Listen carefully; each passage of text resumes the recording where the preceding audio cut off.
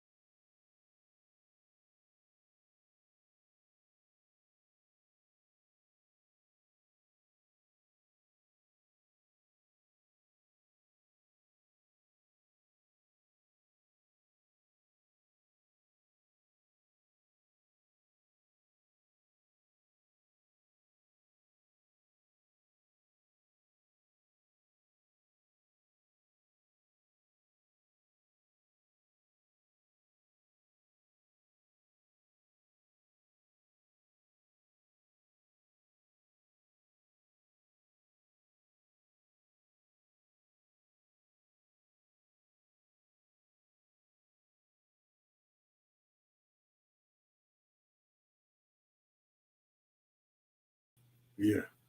because change is quite painful. But It's not accepted. It's not accepted emotionally. Pattern of regression where we want to go back to suck mommy titty. And I don't think there. That's deep, bro. That's deep, elder. No. It's right because there's enough man who sit on the woman and happy with that. They don't understand. They don't understand. They don't even want to come from underneath the apron. They don't want to develop and grow and go and make them one way. No. They don't want to be weaned. Yeah. And we have to wean. You know what I mean? Yeah. And when you're getting weaned, you have to face loneliness, you have to face isolation, you have to face danger, you have to, you know, and this is where you have to be wise and you have to be smart and you have to be industrious. And nobody will hand you down nothing. You know, look to nobody to give you nothing. You got to do it the best you can. Yeah. If anything, you're supposed to come back and feed them. Yeah. bro, you read my that's what I'm saying. There's some deep propaganda going in America now about all these transit. I'm listening to our own like Sarnetta and all these black channels, yeah. A lot of them is like they don't know whether them are Hebrew, Muslim, this one, that one. They're on the religious roundabout. Brother Naya, from the time you say black is an adjective, it's a color. Right. It's not a people. Yes. Social contracts. When you get imaginary people, them can't do anything. They're not real. Right. Okay, gentlemen. Yes, I think that I have my caller, what I've been anticipating coming. I think Brother Des needs to come on more often, you know. No, you get too much of me. Listen. Yeah, man. Read the book, man. That's it. Is it Lost Legacies, isn't it? Lost Legacies. I tell you. All right, then, gentlemen. Thank you very much. Yeah. Thank you. Greetings. Greetings, Ojai. Ojai. Yes. Right. My sister. Can you introduce yourself to us, please? And then we can get into our conversation, please. Okay, thank you, my brother. Thank you. My name is Katasta Fakara. I'm from the Earth Centre, based in the Earth Centre, London. But before I go any further, I want to first acknowledge the divine world and acknowledge our ancestors, those whose shoulders on which we stand. Thank you so much. So, okay, go ahead. No, because like you come in at the right time because we've just gone through. The part of the show. I don't know if you know the makeup of the show, but it's called the Blacknificent show.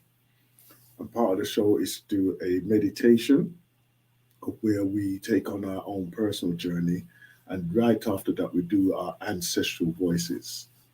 Right? So for you to give acknowledgement to the ancestors is very, very appropriate at this time as well. Okay? All right. Yes, I want to give thanks. All right, good. Continue, my sister, continue. So if I just give you a little, for those who don't know about the Earth Centre, it is a non-profit spiritual organization, and it's dedicated to the preserving and promoting of humanity's ancestral culture and spirituality in order to sustain the health and well-being of all people.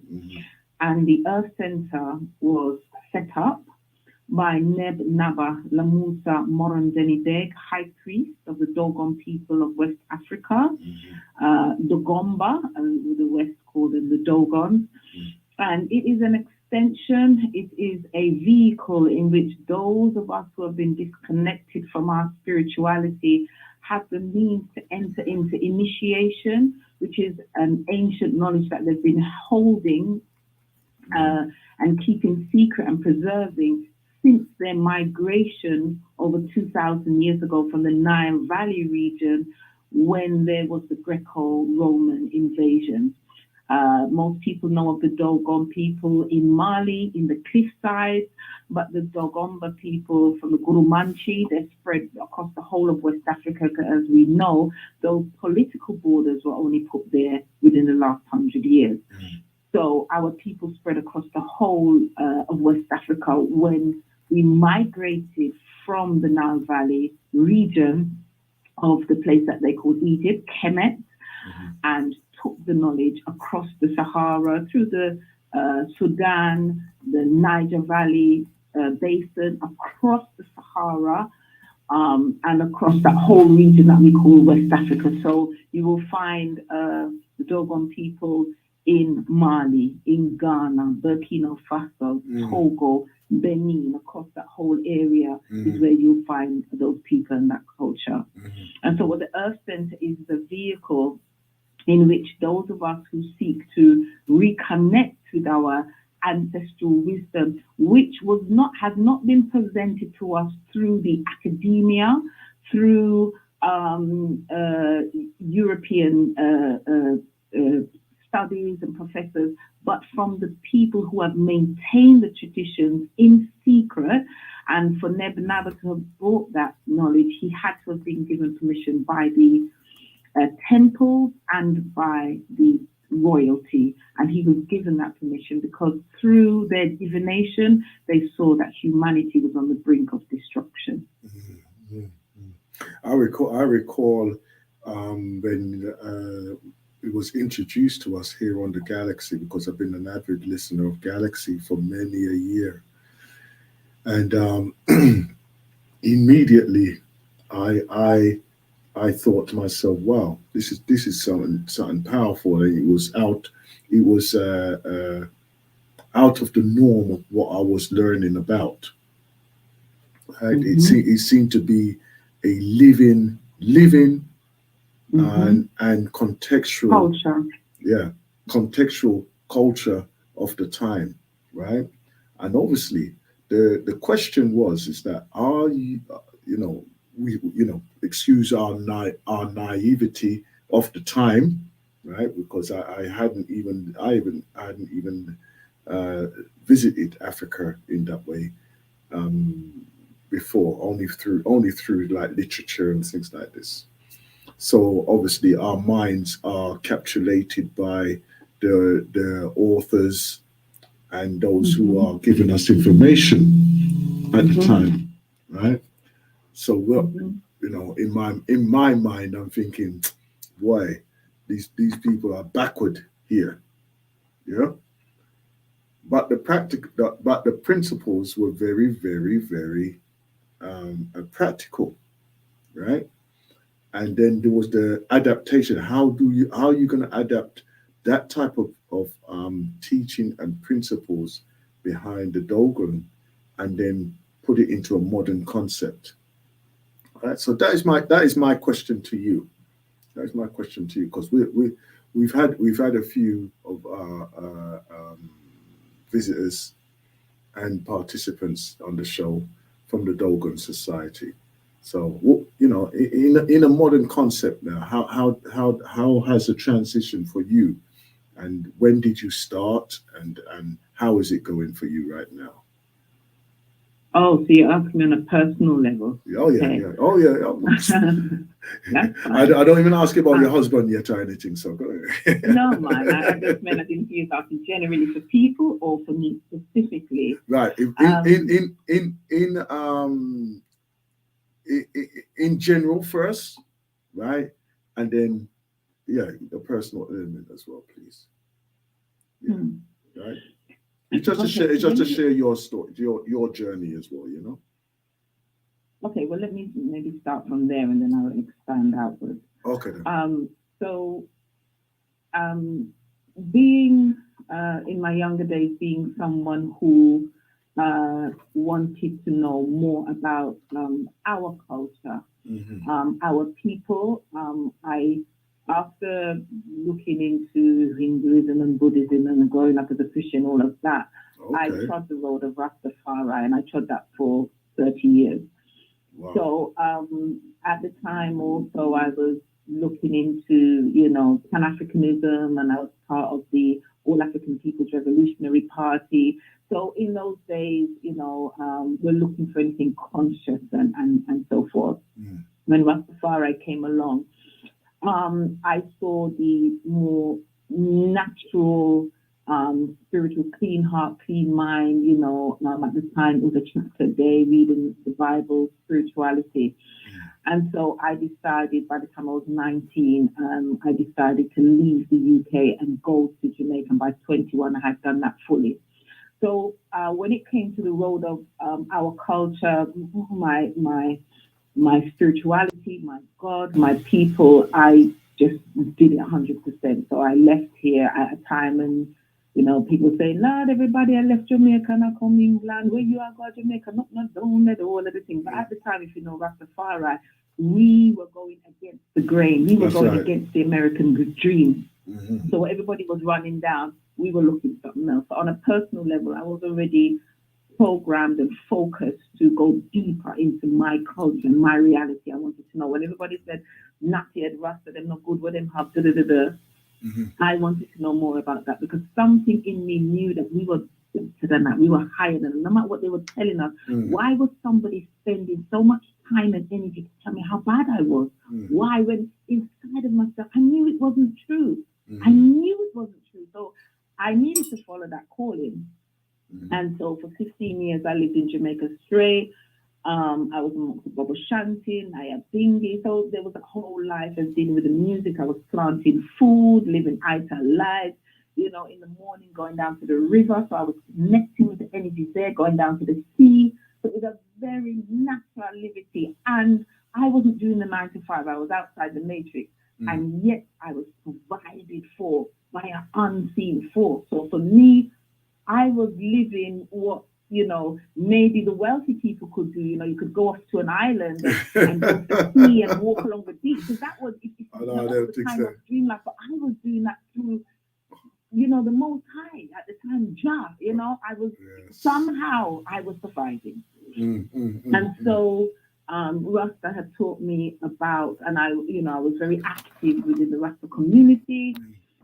I published a magazine called The Edifier at the time, looking at Rasta globally. I was, you know, part of the Naya Bingi, doing work as a secretary for the centenary. I was in Kingston as well. They had a Rasta community. So there was a lot going on, and it raised my consciousness. I was not learning about, or I was not living and doing the 9 to 5. I was learning about myself. I was learning about myself within nature, and I was learning how to deal with my brother and sister. How, you know, when we had our differences, I was learning about communities. All of that was happening. And of course, Rasta was talking about Back to Africa. And in the, I don't know if it was the 90s, maybe early 2000s, while I was still in Jamaica, I came via England, and then we went to Ghana, a thing called Panifest, and we had a group of people there, Sister P and certain people who run the culture things in Jamaica. We went down, and at the time, the contingent that we went down with from Jamaica included people like Musa Baruka, Williams, who is now actually more or less running IRI FM, Andrea Williams, Yaka Safari. They were representatives from the government. So that was going down to Ghana, and I did a traditional African wedding. So I was going deeper into the culture, and I was seeing more. At the time, I was also working, doing reparation as secretary for the Jamaica Reparations Committee. So I was very active. Okay. Then, and then, there were several profile people on that. But yeah, so very highly active, because I was about the redemption of my people. I was about the emancipation of my mind. I was into the music and that as well, culture. I came to England, came back to the UK, and decided to do a degree in medical herbalism. Because already in Jamaica as Rasta, you know, we were dealing with the herbs and the healing and all that side. And I thought, you know what? Let me, as a way to bridge the gap between what the medical establishment was doing and what we were doing naturally, if I learned the language of science, I could be a bridge between those two worlds. And that's what I do. So I work in the as community. activists, that's what we do. We look for where the needs are, and then how can we be a solution? How can we find solutions? And so I participate in the community. I've been doing that for many years. I've graduated, 15 years now. And I work people know me as Kendake in the community as a healer, holistic consultant.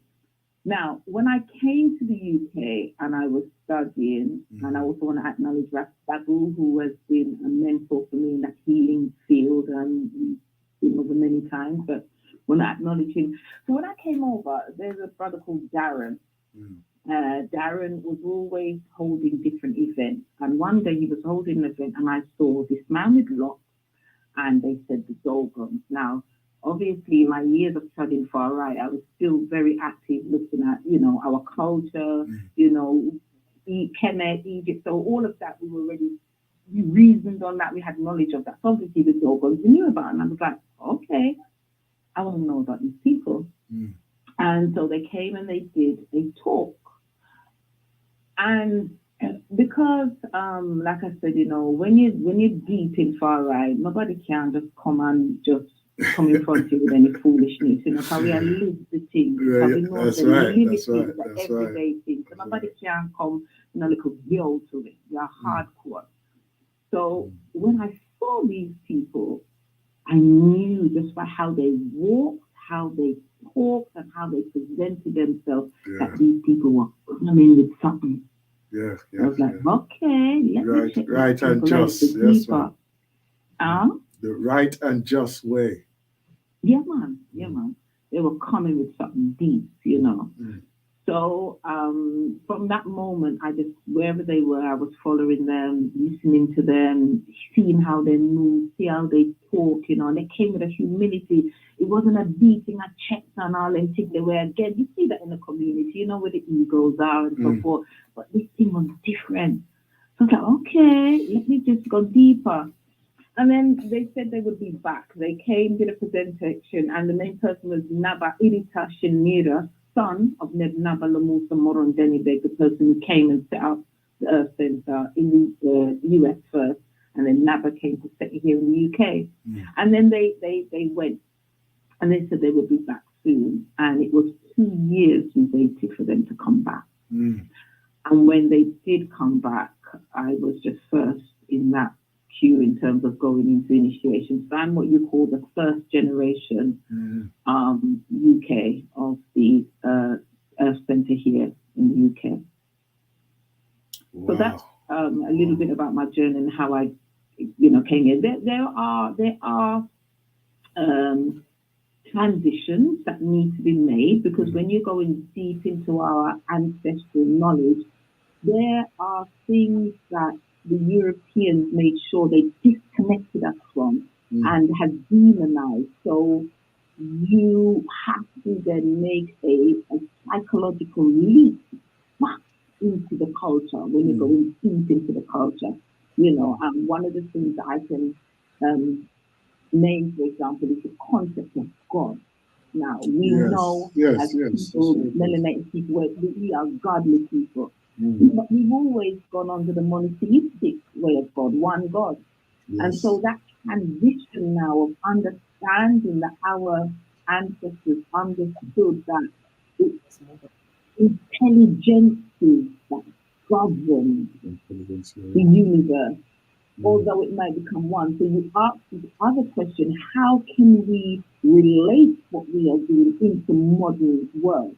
Well, if we look at basic underlying principles that our ancestors understood, they understood it takes intelligences that come together to create the whole. And if I give a simple example, and maybe because of my training, but if, for example, we look at you, me, anybody who's listening, the human being, this physical aspect. Now, the human being itself has several aspects to it.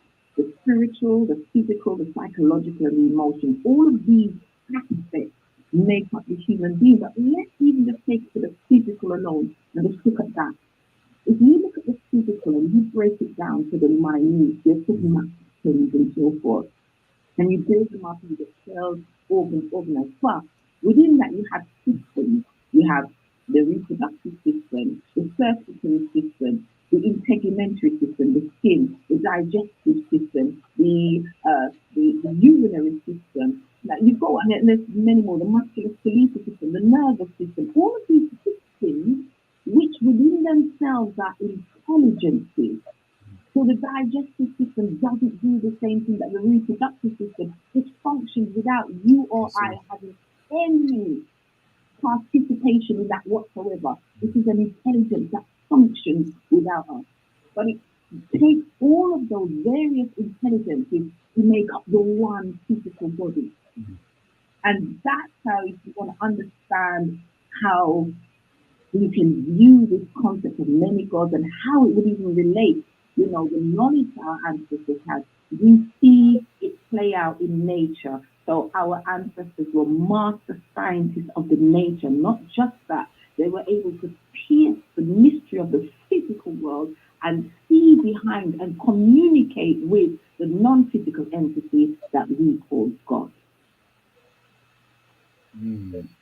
I could, so one of the things that I am enjoying about what you're saying there, right, is the connection, the absolute connection that I'm seeing with most of our awakening, and that and I say connection because there is that disconnect. We have all come to that precipice of, well, we're here now, where do we go? Right? And in many cases, I am saying that we are always seeking, we are always looking for our personal betterment, right? Unfortunately, us in the Western society, and those of us who are seeking that, we are very apprehensive, and we are very cautious of trusting other types of doctrines, way of life, guidance, right? Mainly because we realize that we have lived a life of total falsity, right? And in me saying that, it gives it as it still puts me in a state of that. What the hell do I know about myself, right? And I say that with total humbleness of saying that there are a lot of questions that needs to be asked, and a lot of questions that needs to be answered. At this point, my sister, I would like to bring in a regular now presenter, co-presenter, right? Our sister Sandra, right? Greetings, Sister Sandra. Greetings, Brother Aston. Greetings. You're muted. You're muted. Greetings. Speak again. Greetings, Brother Aston. No? Oh gosh. Oh gosh. I'll tell you what to do. Come out and come back in again. Right? Okay then. Yeah, we have a co-presenter with us in this segment of the show, right? And I'm sure she's going to come with some questions, because obviously she's on her journey as well, right, of enlightenment. And one of the things that I like to do is to have that conversation of amalgamation here. Earth Center, where are you now? And what is your plans for the near future? Oh, right, Sister Sandra is back with us. Greetings. I can hear you. No, I can't hear. We don't know what's going on, I don't know what's going on here. I can hear you clearly. Oh, come on. Why is it not working today? All right. I tell you, go back out again completely and then come back in again, and we'll see how it goes. Because I know you can hear me, right? Right. She can hear us, but I can't hear her through the system. I don't know why, but we'll see. We'll figure it out. We'll figure it out.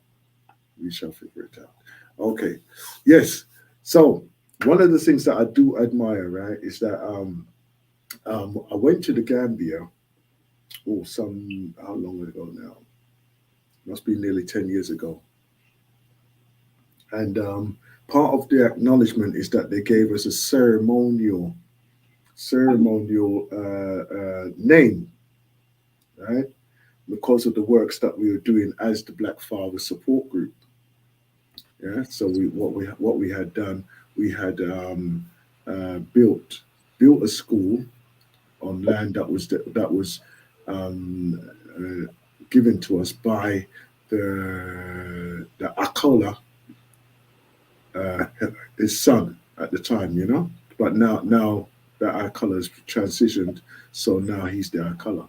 But he gave us this land, and we was able to build a school out there and everything. So out of appreciation, they gave us some names, ceremonial names, right? For me, that was one of the utopias of my life at that time, mainly because my mother always spoke of me being an African, not a Jamaican. Yeah. Mm. And in appreciation of that, she was able to sort of instill that within me from a very, very young age. Right. So at that moment there of me receiving that name, I basically my it's like my it was like a fulfillment for me, right? It's a simple thing like that, anyway. But what's the name then? okay, then my African name that was given to me was Matafa Bojan.